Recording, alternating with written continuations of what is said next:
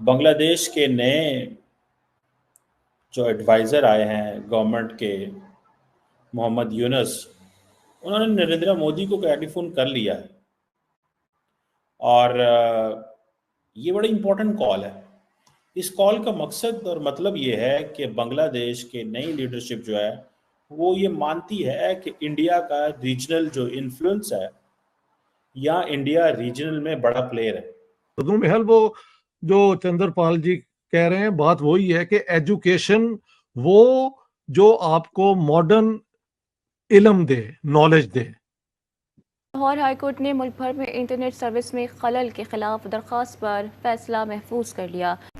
रहनुमा पीटीआई हमाद अजहर ने कहा है कि पीटीआई के दौर में बिजली 16 रुपए फी यूनिट थी। नवाज शरीफ के बयान पर रद्दअमल देते हुए हमाद अजहर ने कहा कि बिजली गुज़िश्ता 2 साल में महंगी हुई।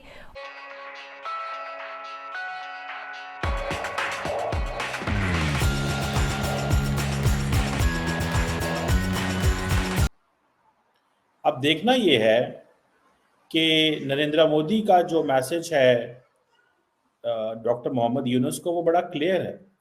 और मैसेज सिंपल सा कर दिया है कि माइनॉरिटीज़ का ख्याल रखें, हिंदूज़ का ख्याल रखें।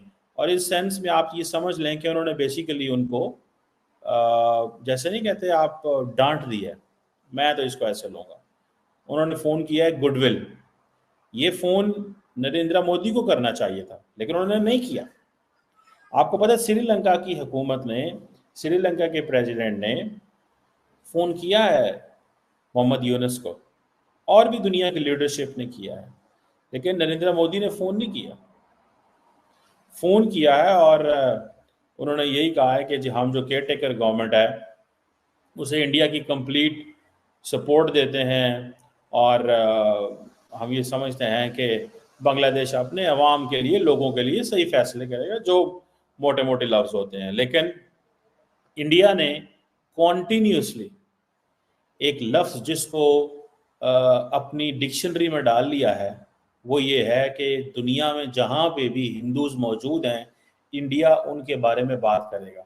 ये है वो चीज़ जो नरेंद्र मोदी ने शुरू कर दी है।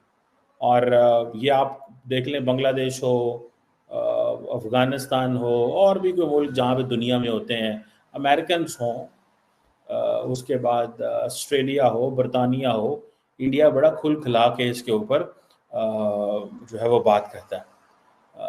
अब देखना ये है कि असल में डॉक्टर यूनुस कहना क्या चाहते हैं, क्योंकि एक तरफ ये भी मसला बन गया है कि शेख हसीना वाजद जो है उनके बारे में या उनके खिलाफ बांग्लादेश के एक इंटरनेशनल जो ट्रिब्यूनल है उसमें क्राइम्स अगेंस्ट ह्यूमैनिटी और जेनोसाइड के जो केसेस हैं वो दाखिल कर दिए गए हैं। और सुनने में आ रहा है कि बांग्लादेश जो है वो एक्स्ट्राडिशन की बात कर सकता है। ज़ाती तौर पे अगर मैं भारत में होता, अगर मैं भारत की लीडरशिप में होता, मैं भारत का मिनिस्टर फॉर एक्सटर्नल अफेयर होता या भारत का वज़ीर आज़म होता, तो मैं कभी भी शेख हसीना वाजिद को वापस ना भेजता। उसकी वजह यह है कि आपकी सारी की सारी क्रेडिबिलिटी जो है वो चली जाती। और शेख हसीना वाजिद के कुछ मिनिस्टर्स को तो उन्होंने पकड़ा हुआ है। अब क्वेश्चन ये आता है कि ये जो मैसेजिंग वो कर रहे हैं नरेंद्र मोदी, वो बड़ी क्लियर मैसेजिंग है कि हमें जो है वो एक सेफ बांग्लादेश चाहिए, एक ऐसा बांग्लादेश चाहिए जो इंडिया के लिए किसी किस्म का ख़तरा ना हो। लेकिन नरेंद्र मोदी कहते हैं हम डेमोक्रेटिक बांग्लादेश चाहते हैं। हम फ़ौज का और मोहम्मद यूनुस का और जमात इस्लामी का, बांग्लादेश नेशनल पार्टी का और ये जो स्टूडेंट यूनियन है, इनका गठजोड़ नहीं चाहते। इल्म दे, नॉलेज दे। अगर आप इंडोक्ट्रिनेशन करनी शुरू कर दें जिहाद की या कोई इस किस्म की फजूलियात की, जिसका सोसाइटी को प्रोडक्शन में उसमें उसका कोई रोल नहीं है, जो पाकिस्तान में बाय द वे हर वक्त हो रहा होता है।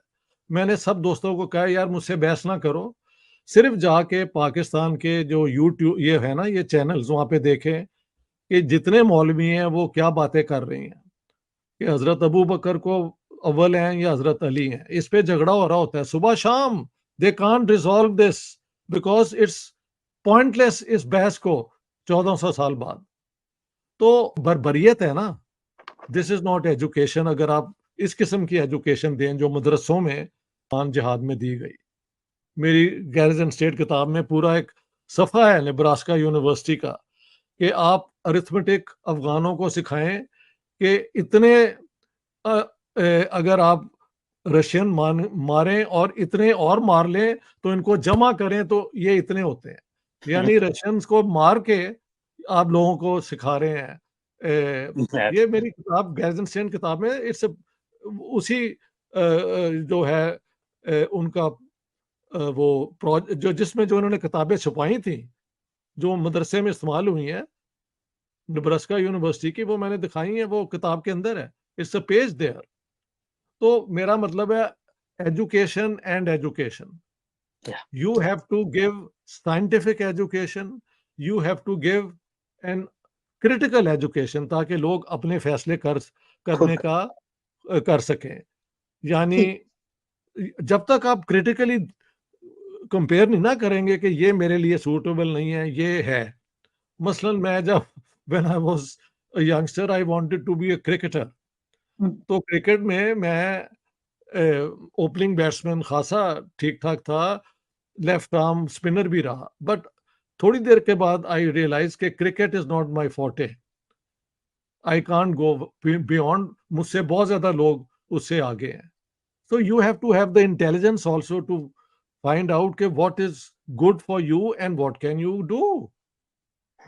तो इस तरह इंडिविजुअल का रोल भी है, सिर्फ एजुकेशन से फर्क नहीं पड़ता, किस इंडिविजुअल को वो एजुकेशन दी जा रही है वो भी इम्पोर्टेंट है। चंदर पाल को जो एजुकेशन मिली 10 और को भी मिली होगी, लेकिन ये जो है इन्होंने अपना वो सारा अकल से इस्तेमाल करके आज ये एक बड़े एक इम्प्रेसिव ये बिजनेसमैन हो गए हैं। Not everybody succeeds. तो ये 2-3 चीजें हैं, मगर एजुकेशन के बगैर कुछ नहीं हो सकता, कुछ नहीं हो सकता। ओके ओके डॉक्टर चंद्रपाल, आप जो जी जी डॉक्टर चंद्रपाल आप जो कहना चाह रहे हैं वो भी कहिएगा, लेकिन एक मेरा इसमें सवाल ये है कि देखिए जिसके पास पैसा होता है, जिस तरह आपने कहा कि फिर वो मदद भी कर सकता है, ठीक है, जिसके पास पैसा नहीं है, तो हम बहुत अरसे से ये बात करते चले आ रहे हैं कि पाकिस्तान के जो मसाइल का हल है वो भारत के पास है। तो पाकिस्तान अगर बहुत पहले इंडिया के साथ अपने रिलेशंस अच्छे बना लेता तो आज पाकिस्तान भी काफी आगे होता। तो क्या अभी भी ऐसा हो सकता है, क्योंकि अब इंडिया की तरफ से तो ऐसा नहीं है, क्योंकि उन्होंने तो ना कर दी, ना ही समझिए, है ना, अब हम ना ही समझे तो वो उन्होंने कहा है कि नहीं, बिल्कुल इग्नोर। तो क्या बताइए आपका क्या कमेंट है इस बारे में? देखिए आप स्टीफन कोहेन को तो जानती हैं, उसकी एक मैं लाइन पढ़ी थी, बड़ी देर हो गई, वो कह रहे थे कि इंडिया को और पाकिस्तान को अपने एनिमोसिटी खत्म करने के तरीके बता रहे थे। बहुत लंबी कहानी है। एक उसमें उन्होंने छोटा सा नोट लिखा, may be they should disengage, बात ही ना करें थोड़ी देर के लिए, पर वो साथ में उन्होंने ये भी कहा दिस इज इम्पॉसिबल। देखिए हाँ, पर और हुआ क्या, जब इतना कुछ हो गया इंडिया पाकिस्तान के बीच में, एक दिन फिर इंडिया ने अपना क्या कहते हैं रिकैलिब्रेट किया ना अपनी अप्रोच को। आज तक बात करके हमारा कुछ नहीं हुआ। Let's see another approach, that is हम इनसे बात ही नहीं करेंगे। अब पिछले कितने 4-5 साल से बात हो ही नहीं रही बिल्कुल भी। शायद may be this approach is working, I don't know. वो कहते जब उनके बिना ही हमारा काम चलता जा रहा है तो वाई बॉदर। और एक चीज और मैं कहना चाहूंगा इंडिया के प्रोस्पेरिटी की,